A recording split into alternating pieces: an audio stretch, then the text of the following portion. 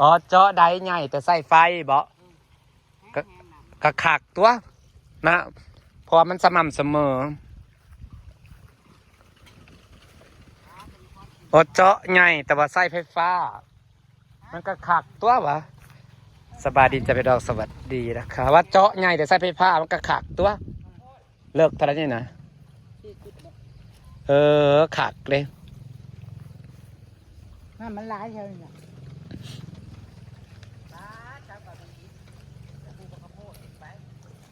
30ปลูก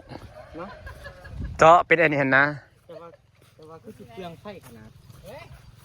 มันเป็นไดปุ่มเปลือกกระบอกบ่เกินดอกพระเจ้ามันเป็นไดปุ่มไดใหญ่ไดอันนี้นะมาดามเนี่ยจะเป็นเบิ้งหมอลำมาดามหรือว่าหยังดามม้าดำหรือม้าดำแลน้ำลังฟ้า30ปลูกมันอ้อมหัวมันก็สะดวกนะเนาะอันนี้นะห้องไหนขาวได้ไม่กี่ปลูกนะให้เดียวคนเดียวก็นั่นที่ทำเศรษฐกิจพอเพียงบ่เฮ้ยโอ้ย30มีวิวมาบัดมื้อหน้ามามันก็สิสมบูรณ์มันก็สิเขียวบ่ที่ตัวนี้รถไปเล่นเฮือนไผก็มีทงนาเขียวไผก็ปลูกและปีนี้นะปีนี้ฉันบ่ปลูกแต่พวกเธอปลูกมึงบ่ต้องอยู่บ้านมึงปลูกแล้วมึงกูสิเลาะเลาะไปเฮือนได้ก็มีวิวติ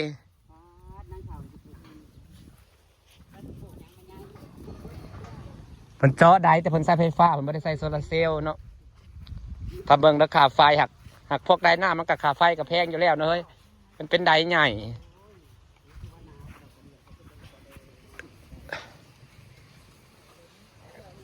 ไห้นี่มันสุ่มอยู่แล้วก็จะเอาลง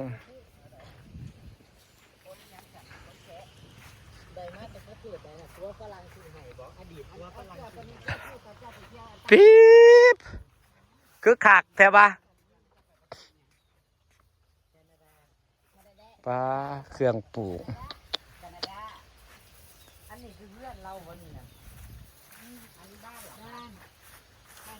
บ่เฮ้ยแต่พอใหญ่จอแล้วบ่เฮ้ยเราอยู่แคนาดาบ่ก็อยู่บ้านแม่จะตัวซะแซ่ก็หูได้บ่ว่าแต่กินอยู่กองเพื่อนปีปูอยู่เทิงเฮ้ยปูกับปูตัวเทิงแล้วมันจังบ่หยาไม่ใช่เอาผู้ชายหน่อยมาออกได้หนีบ้างนางเห็ดหรือไผเห็ดหรือหลานเห็ดดินางไผเห็ดนางเห็ดเองหรือหลานนางเอาขึ้นมาปูเทิงปีศาจดัน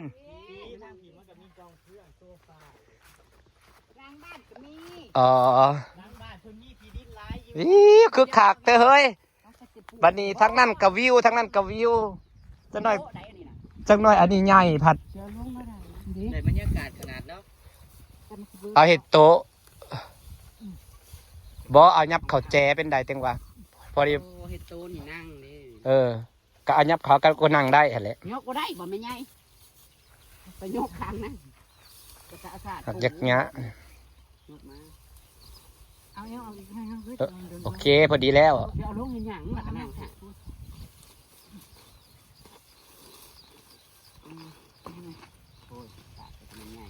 อันนี้คือหลังบ้านนะคะนี่ว่าคว่ำลงนะคว่ำลงหลังบ้านฉันมีที่ดินอยู่นี่คือเป็นโต๊ะนะคะนี่จะเอาเส้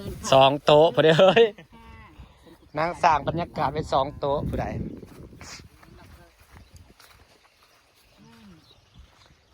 นอนในซ้ำสีอุ่นเซยได้ซ้ำนี่นะได้ใหญ่มันสิเปลืองไฟอยู่บ่เนาะ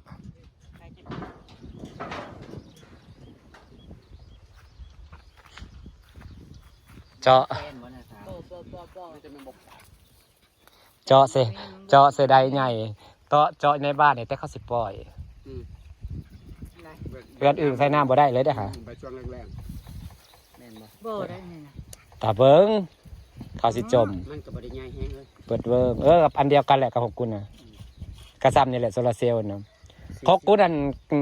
คันกูเปิดโซลาเซลล์น่ะขึ้นน้ำได้น้อยกูบ่มีสิทธิ์ใส่เลยได้บ่ขึ้นเลยไปจักรอมันดึงได้มันสินน้ำอยู่ลุ่มมันดึงอันนี้มันท่อใหญ่มันดึงหมู่เลยธรรมดาอยู่ล่ะเปิดโดนมันได้กระทบตั้งแต่แรกนะก็ได้เฮ้ยนี่นะมันเป็นอ่างนะคัดน้ำเป็นตลาดเนาะ คันครับเปิดได้น้ำเต็มรถตลอดใช่ว่าน้ำร้าย อันถ้าทางมือใน12 เมตรน่ะถึงแล้วนั่น อันนี้เอาเลิกเท่าไหรก็ 40 ว้าเตอตาน้ำต้องเท่าไรตาซ้ำสีไส้ ใหญ่ๆอ่ะ แต่ว่าใส่โซลาร์เซลล์มาเท่าไรเฮ้ยได้นะโปรแพทนั่นนะ มันตายได้ปุ่ม ได้ปุ่มบักสับว่าหนึ่งอะได้หรือว่าไปได้ธรรมดาเนี่ยของพวกฉันนั้นของฉันของโซลาร์เซลล์บัดความยาวมันวาหนึ่งผู้ใดเนาะ กับสมุนของ เพราะมันแพงน้ำมันนั่นผู้แพงน้ำโซลาร์เซลล์ โซลาเซลล์แพงจอก5,000 อ๋อ จักอัน ก็เท่ากับน้ำได้ใหญ่เนี่ยกับบดหมื่นจำเนาะเฮ้ยเนาะมอดหมื่นซ้ำแต่โซลาร์เซลล์บัด32,000เราจะได้เห็นซื้อเฉพาะค่าโซลาร์เซลล์ละ25,000วันนี้ไอ้ค่าจออีกเด้5,000 6,000เด้เดี๋ยวนี้ค่าจอ5,000เองบ่หูใหญ่นี่ได้เฉพาะเห็นเขาจมลงใน Facebook นั่นเขาบอกว่าเห็นว่ากาพวกเจาะน้ำนั่นจะลดรายเดอร์เขาว่า เห็นใจคนเงินทำมาหากินกันเนี่ยแม่นเจ้าลดได้เจ้าเอาเงินเจ้าได้อีกยังแน่เขาว่าเห็นก็โพสต์จมให้กันอยู่แบบว่าลดลงเรื่อยๆขาดเจาะน้ำนะแต่ก่อนมัน6 7,000 8,000เฮ้ยตอนติ๊กเจาะ8ไ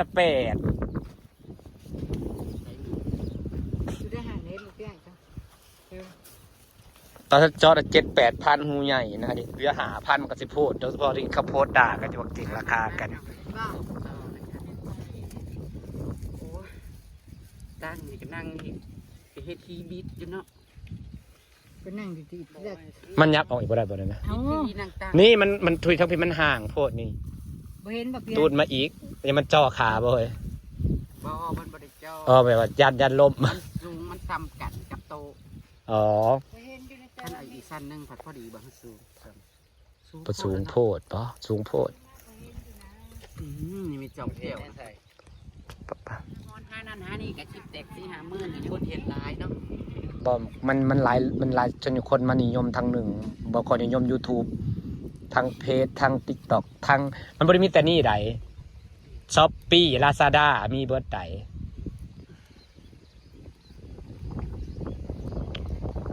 เดี๋ยวใส่แล้วจะมันมาปี้ให้ไป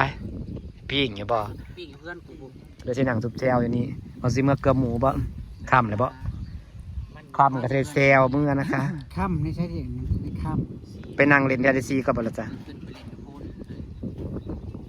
ไปเบิ่งธุรกิจ7สีก่อนบ่ได้มาดนว่าบรรยากาศสักนี้แล้วปะคนสวย มันงามเลย2 เสี่ยวเอง เป็ดพ่อ เชียว